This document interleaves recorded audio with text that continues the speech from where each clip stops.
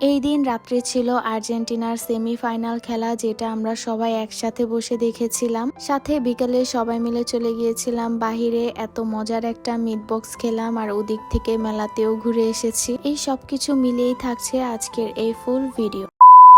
সকালে ঘুম থেকে উঠেই দেখি বাইরে থেকে আজকে ব্রেকফাস্ট আনা হয়েছিল, পরোটা আর ভাজি। তাই আমি ব্রেকফাস্টটা করি আর ব্রেকফাস্ট করে গিয়েছিলাম মাহিরাকে দেখতে। গিয়ে দেখি ও একা একা শুয়ে শুয়ে এদিকে ফোন দেখছিল। আম্মুরা দুপুরে রান্নার জন্য এদিকে কাটাকুটি করছিল, এদিকে ইলিশ মাছ কাটা হচ্ছিল আর সাথে ইলিশ মাছ দিয়ে রান্না করার জন্য ধুন্দুল, পেঁপে সবকিছুই কেটে একবারে রেডি করা হচ্ছিল। ধুন্দুল এইসব দিয়ে ইলিশ মাছ রান্না করলে আম্মু তেমন একটা ভাজে না, বাট আব্বু আর আমি ইলিশ মাছটা ভাজা খাই, এর জন্য এদিকে 2 টুকরা ইলিশ মাছ ভেজে নিচ্ছিল। বাকি আমার বোনেরা ইলিশ মাছের তরকারিটা তেমন একটা খায় না। আর এদিকে ইলিশ মাছের ডিম ভাজা হচ্ছিল।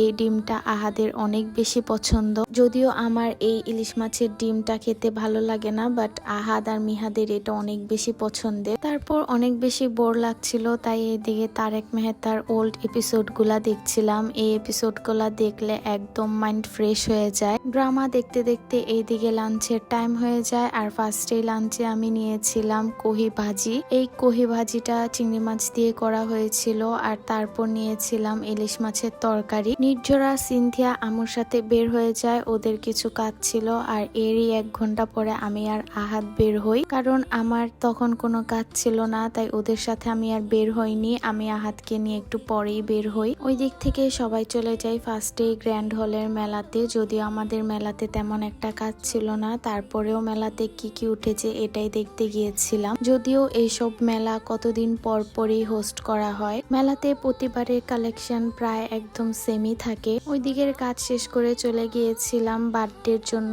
কিছু ডেকোরেশনের আইটেম নিতে। এটা নেক্সট ব্লগে শেয়ার করব যে কার বার্থডের জন্য আমরা ডেকোরেশনের আইটেম নিয়েছিলাম। আহাদের অনেক মিট বক্স খেতে ইচ্ছে করছিল, তাই আমরা টিফিন বক্স থেকে কয়েকটা মিট বক্স নেই। প্রাইস অনুযায়ী এই মিট বক্সটা খেতে মজাই হয়, কারণ এই প্রাইসে এমন মিট বক্স পাওয়া যায় না। মিট বক্সে সবাই চিকেন, সসেস এগুলা খুঁজলেও আমি খুঁজি আলু, কারণ আমার আলু অনেক বেশি পছন্দ, যেই কারণে আমি চাই মিট বক্সে অনেক বেশি বেশি করে আলু থাকুক। বাইরে থেকে আসার পর অনেক বেশি টায়ার্ড ফিল হয়, যেই কারণে আমি ঘুমিয়ে যাই। আর ঘুম থেকে উঠি একদম রাত্রে। আর্জেন্টিনার এই নেলস গুলা অর্ডার করা হয়েছিল, তো সেটাই সাথে মার্কেট থেকে আসার সময় নিয়ে আসি। আর নেলস গুলা দেখতে অনেক বেশি সুন্দর ছিল। এই দিন ছিল আর্জেন্টিনার সেমিফাইনাল খেলা, যেই কারণে সবাই অনেক বেশি এই দিন টেনশনে ছিল। বিশেষ করে আব্বু খেলাগুলি অনেক সিরিয়াস ভাবে নেয়, বিশেষ করে যেদিন আর্জেন্টিনার খেলা থাকে ওই দিন তো কোনো কথাই নেই।